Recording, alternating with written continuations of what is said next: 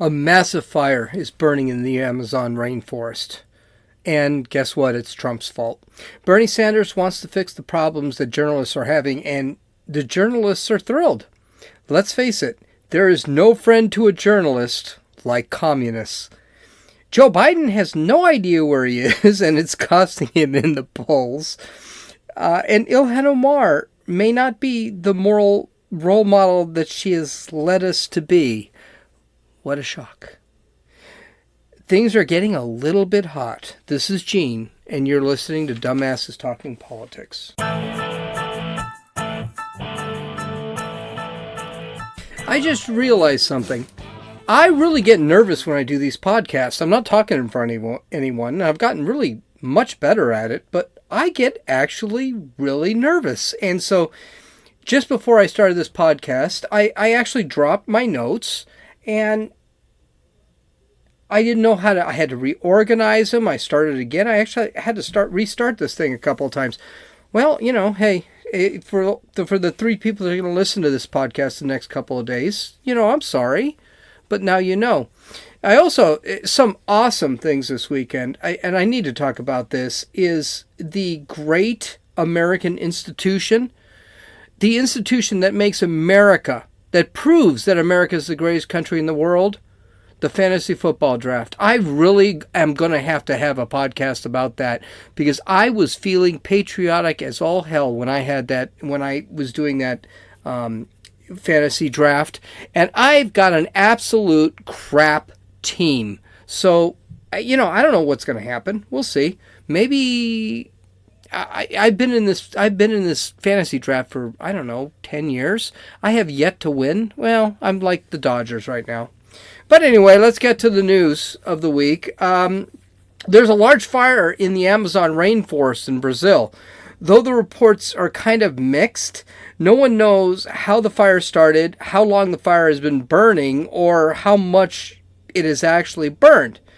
But the Huffington Post knows how it started. And by the way, this is one thing. If you're conservative or if you're liberal, always read the competition. I'm a conservative. Okay, I'm more of a libertarian, but I'm kind of a conservative. And one of the things I really enjoyed reading leftist news outlets. And the Huffington Post is great. I could have had about 7 stories tonight about the Huffington Post. Always about trans people, and it's just awesome. But we're talking about the rainforest. And the Huffington Post gets us started tonight. It started because President Trump trade war against China. That's right. It's President Trump's fault that a fire started in a overcrowded, in a huge forest in South America, which is about 7,000 to 8,000 miles away. It was all Trump's fault.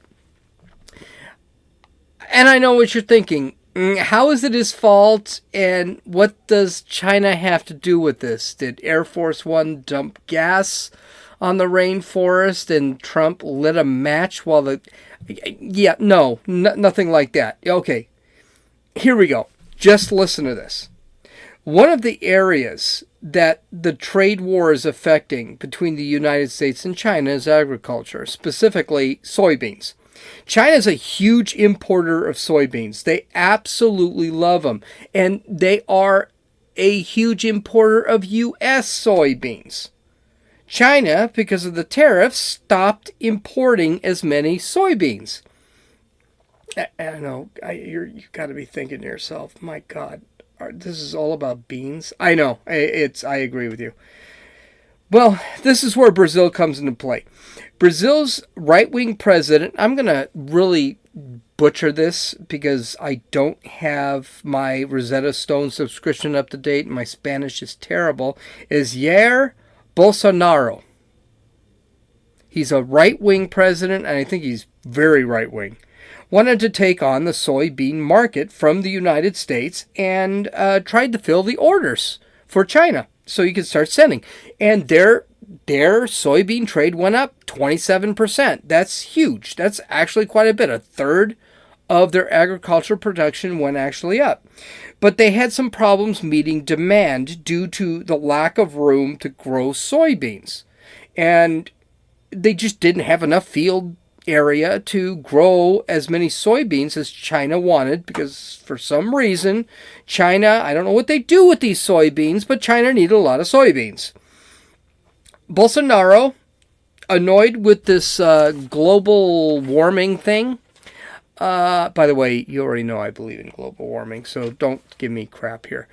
Really wants to cut down some of the rainforest to get a hold of the valuable land so he could create agriculture property out of it.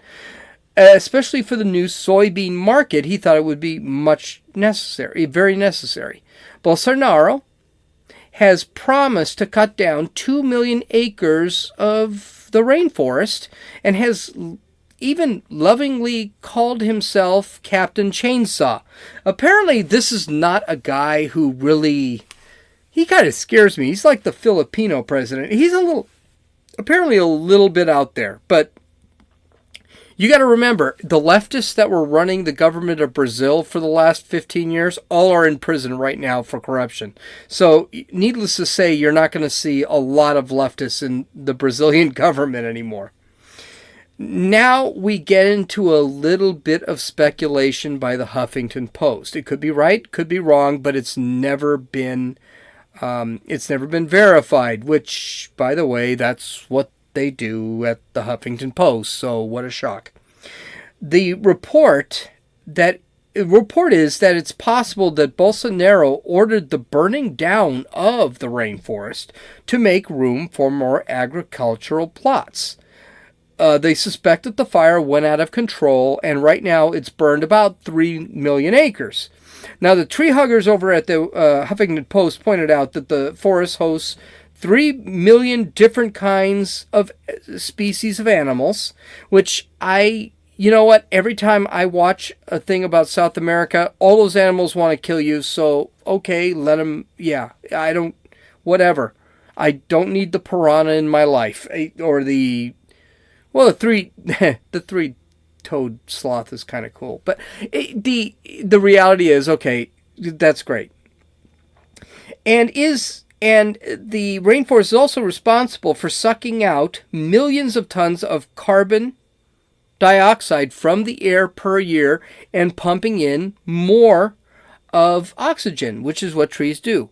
Trees breathe like us. They breathe in carbon dioxide and they breathe out oxygen, whereas we breathe out oxygen or we breathe in oxygen and we breathe out carbon dioxide. So, according to Huffington Post, this proves that Trump is a climate change denier, and this, according to the Huffington Post, is the new collusion conspiracy. And it makes sense. Let's think about it. It makes more sense than the Russia thing. I mean, Trump put tariffs on the innocent Chinese, then contacted the president of Brazil and told him to burn down his rainforest so he could grow soybeans, removing them from our exports to China because he wanted to jack the trees up in the rainforest. Makes absolute sense. Good job, HuffPo.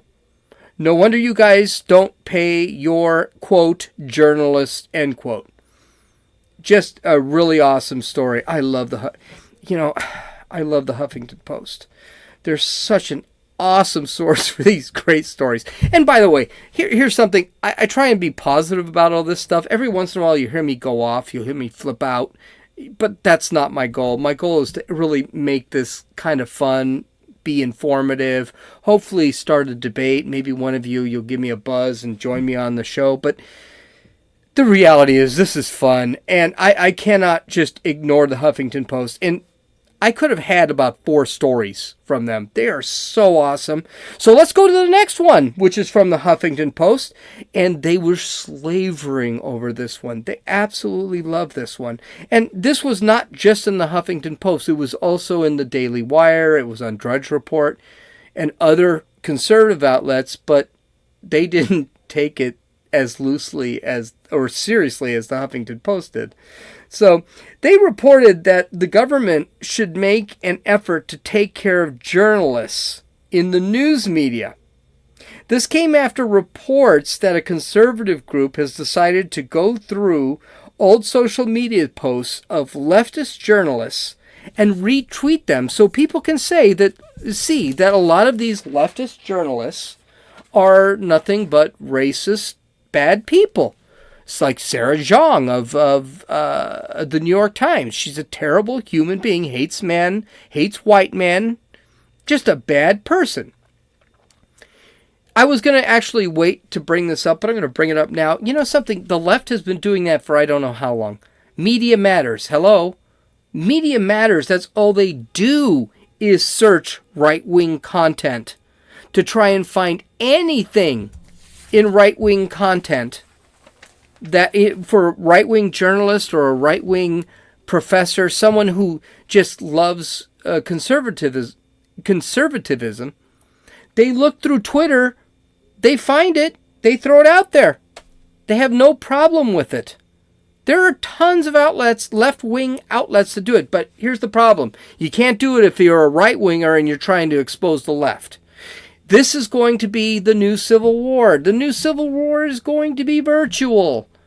It's going to be this garbage. This is garbage. Sitting back and, really, I'm going to look at a tweet from some guy from 15 years ago and I'm going to use that as proof that he shouldn't have a job or a livelihood today? I don't believe any of that. But I also believe that's the war. That's the ammunition you have, is to use things against people. The left has been doing it for a really long time. They did it against Kavanaugh. My God, they had a yearbook from 35 years ago and were pointing to a 3-line quote that he couldn't even remember. Or he did remember, and it's just like, okay, it's really embarrassing. He didn't want to bring up. But that's what's been happening, and the right has started doing it. I think basically I don't like it because it's like a game of Rochambeau that little kids will have on the playground. One kid will say, I'll kick you in the balls as hard as I can, and then you kick me in the balls as hard as you can, and whoever falls first loses. It's stupid. But the reality is, that's the war. We got to play with it. So Bernie Sanders wants to do some things to fix this, and everyone's just drooling over this. Bernie Sanders knows how to fix the problem that journalists are having today. Of course, how journalists can fix things is just stop being so biased, but that's not the point. Bernie doesn't think that. So he's decided to take the press away from, quote, the handful of corporations and benevolent billionaires, end quote. So in other words, oh my Lord, he wants the government to take over the journalism. That's awesome, because that's always worked. Bernie wants to limit the number of media outlets billionaires and corporations can run.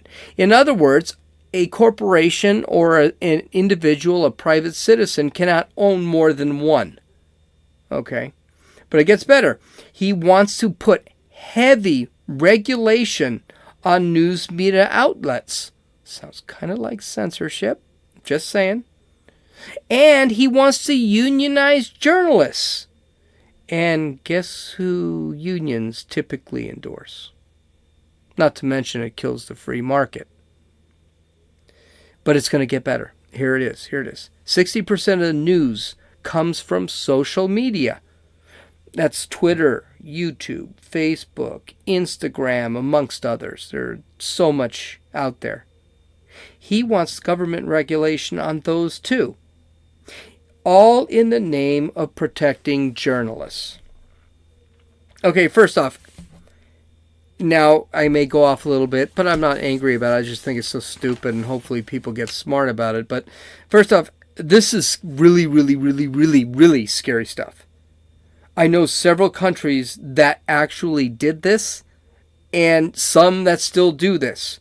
Nazi Germany did this, the Soviet Union, Fascist Italy, China, North Korea, North Vietnam, Cuba, Venezuela, and there are a few more that actually do that. In order to control the population, one must control what they hear. Hitler's propaganda minister said it best, and he was German. I can't remember his name. It was Volkswagen or something. I don't know. Tell a lie, make it simple, make it big, say it over and over, and they will believe. And that's the whole thing. We've seen it already. The Russia collusion. Did anyone actually think Trump was smart enough to collude with freaking Russia? Are people serious? How stupid is that? But all you have to do is tell the lie. Make it big, and they're doing it again. Tell the lie. The lie right now is Trump's a racist. Trump's a white supremacist. Trump's an anti-Semite. Trump's a bigot. Trump's a homophobe. Trump's an Islamophobe. All you have to do is keep saying that stuff over and over again. Now, sometimes I think the media, and I know it doesn't sound like I'm actually speaking with periods, but I'm thinking, sometimes the media doesn't realize they bite off more than they can chew, and they really look biased. Walter Cronkite was a leftist. He was a leftist. I've heard his news reports. But Walter Cronkite was, how shall we say, more subtle. Now, they just accuse Donald Trump of everything. And the thing is, it's losing its bite, which is why he's getting more and more popular. Here's the thing. Government should never go near the press. The press should be free. And the press is free. I got news for you. If you were in Nazi Germany, if you were in the Soviet Union, the Pussycat Dolls, or whatever they called in Russia, sang a song that was counter to Putin, Vladimir Putin, and they were in jail for 5 years. The United States, if Trump were the fascist, and we talked about fascists, but if Trump were the tyrannical nut job that they make him out to be, these people on CNN and MSNBC and ABC and NBC and CBS, they'd all be in jail by now. It's not happening. It's not happening. They are free. They are free. When these guys talk about they want government regulation, they want government control, they want government guarantees that they're going to be safe and things like that, they don't want to be safe from tyranny. They want to be safe from competition. That's the goal of socialism.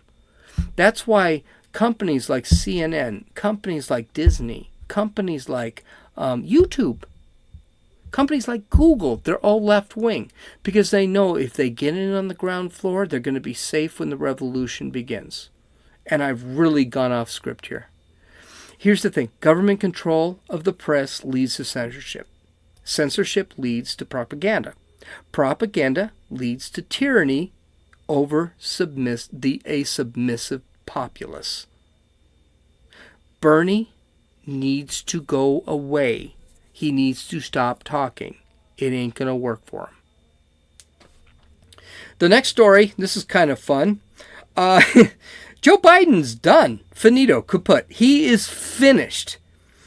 He was doing a press conference on the campaign trail. It sounded all good at first. Well, it sounded good to me because I was watching it on television. I didn't follow where he was. I didn't really follow anything. He pretty much sounded sane.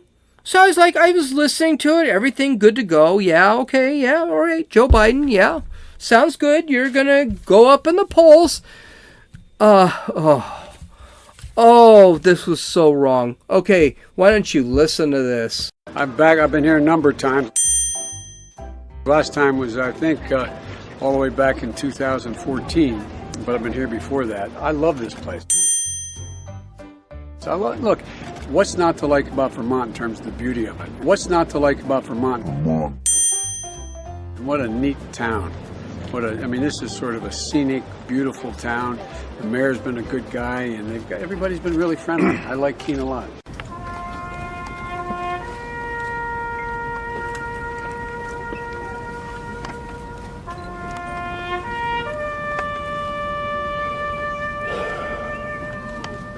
Yeah, he's done.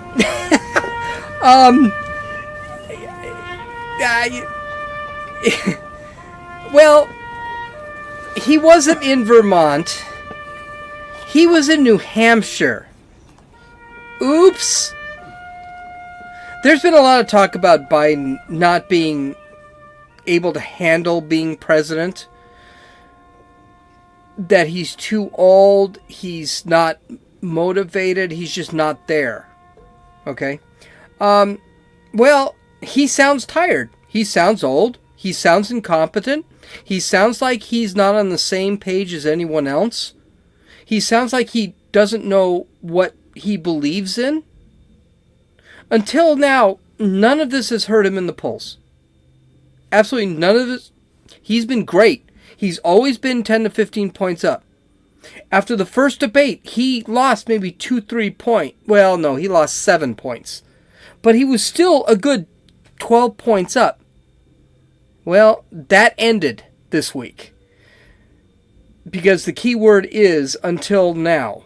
A new poll shows that Joe Biden, Bernie Sanders, and Elizabeth Warren are in a dead heat right now. He dropped, I think it was 13 points. And right now, Elizabeth Warren, Bernie Sanders, and Joe Biden are hanging around 20%. He got absolutely killed. And I'm going to quote two people, because both of them said the same thing. And it was Dan Bongino and Ben Shapiro. And I'm pretty sure Andrew Klavan and Michael Knowles and Matt Walsh, they all said the same thing. Biden's best day was his first. It could only go downhill, and it did. He is dropping like a fall. He's dropping like a meteor, and I do not see him surviving this.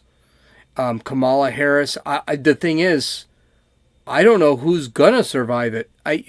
I think we need to wait. This is one of those predictions I hate making, because when I make predictions and I'm wrong, I look stupid, but someone is going to jump in this race. Not going to be Hillary, because Hillary, my God, there's no chance. But you watch, someone's jumping in this race, because these guys are crashing and burning. Elizabeth Warren and Bernie Sanders have absolutely no frickin' chance. So if Biden is out, there's no more moderates. Kamala Harris can't even get a black person to vote for her. So this is going to be all done for those people. So just stay tuned. Oh, hey, by the way, on a side note, Kirsten Gillibrand is out of the presidential race. Now, I don't know if you actually knew she was in the presidential race, and that's fine. She's dumb. She's mean. Don't like her. Glad she's out. She's Hillary Clinton, but without the personality. So I'm totally glad she's gone. Congratulations to her. And it looks like Tulsi Gabbard, who I actually like, because I think, one, she's very intelligent, two, she's in the military, and three, she's kind of hot. She is being rejected for the next debate because she had to serve some time over in Iraq while she had to go on duty for a while. And they suddenly are saying, oh, well, your poll numbers aren't high enough. You don't qualify for the next one. She may be out very soon. So that's awesome. The one Democrat I actually like, and I think actually is a good person, is out. That, again, is awesome. The last story of the night is going to be about Ilhan Omar. Yeah, there it is. We've only gone, 5 days since we talked about her last? I mean, this broad just... And by the way, I respect women. When I call you a broad, I don't respect you. So right off the bat, please don't leave things. I love women. I'm sorry. I apologize for calling her broad. But this broad is just really special. Anti-Semite, white man hating, hates America, hates everything America stands for, loves terrorists, embraces ISIS. I mean, my God. Well, just a terrible human being. She's just mean. She's mean. She's stupid. Have you ever listened to this gal talk? She is just a terrible human being. Absolutely terrible human being. But we just learned something about her that was a little bit more endearing. Apparently, she doesn't hate white men that much because she's having an affair with one. Awesome. Absolutely awesome. So, apparently, there was a guy in her campaign who was supporting her campaign from some company, supporting her campaign, And the two started having a la cage aux folles. I don't know what that means in French, but I just made that up because it sounded French, sounded romantic. I could have said ménage à trois, but I know she didn't do that. But anyway, so there is a white man in the world that has seen her without her burqa on. I know, amazing, right? So, this gets really good. So, everything was hidden. Now, don't forget, Ilhan Omar split up with her husband. Now, that's her actual real husband, not her brother she was married to commit immigration fraud. That was her actual husband, not her brother. Her actual husband. I know we need scorecards for this crap. So, she broke up with her ex-husband. Well, she broke up with her husband beginning of the summer. And then, apparently, the wife of the guy she's boning filed for divorce because even though she wanted to get back together, she wanted to work things through, apparently this guy, I'm not going to use names, I just don't do that, but apparently this guy really had the thing for Ilhan, so he said, no, it's over, I don't want to deal with you, and that's it. End of story. Awesome. I mean, that's not a dick thing to do, but, hey, that's whatever. Whatever. So, and by the way, there are pictures of these people, of these two together. There's a lot of stuff with these two together. So she filed for divorce, actually named Ilhan Omar in the lawsuit. Of course, Ilhan Omar is trying to spin this into how she's a victim and how people are making stuff up to make her look bad, all that crap, whatever. No one's buying it, okay? And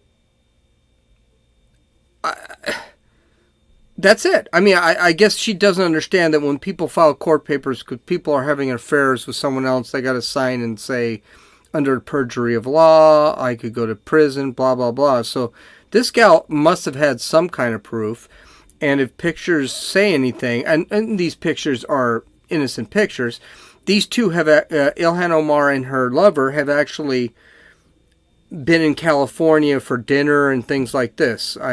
People are wondering where that's coming from, but they've been together, they've been seen together, so this is not a secret. Well, if that wasn't bad enough, the holier-than-thou Ilhan Omar is now under investigation for campaign funds fraud. I am not kidding you. This has been yesterday was when Ilhan Omar. I was going to do a flash podcast yesterday about this, but I decided, you know what, I'm going to hold off on it because let's hear what she's got to say, which I wouldn't believe a word out of her mouth anyway. So when she sat back and said, they're trying to defame me, I didn't believe it. So I said, screw it. I'm just going to do it today, even though I don't have all the information. But Ilhan Omar, of course, denied it. The boyfriend doesn't deny anything, so that's going to be a problem. And now she's under investigation for campaign fraud because apparently she's taken after AOC and she's been funneling money to this guy's company. Awesome. Absolutely awesome. We don't know the whole story. We're going to have to really wait for the whole story. I think this is going to blow up. So she's under investigation, and now there has been the Freedom for Information has actually put out a lawsuit asking her to be investigated by the FEC. I think it's the FEC, to find out if she's broken any more laws. Because apparently having an affair while you're in Congress is borderline illegal. I don't know why it's not illegal. If you can't run your own life, how can you be trusted to run the lives of 350 million people? I don't know. 400 million. We're getting closer to that. But anyway, so we're going to wait. I think in the next week, things are going to get a lot more interesting with this story. It's like watching the Kardashians or something. This is pretty awesome stuff. So On Friday, we're going to do review day. I've got a book to review, I've got a podcast to review, and I've got a movie, a TV series to review. And if I get through it tonight, I'm going to review a movie. So you guys, I hope to do me a favor. Follow me on Twitter at RunninFool, RUNNINFEWL. Visit my website where you can find some of the content and the uncut content. Like you want to see the Biden story. That was a really funny video. Take a look at it. That's dumbassestalkingpolitics.com. You can download or listen to this podcast on iTunes, Podbean, Podcast Addict, and YouTube.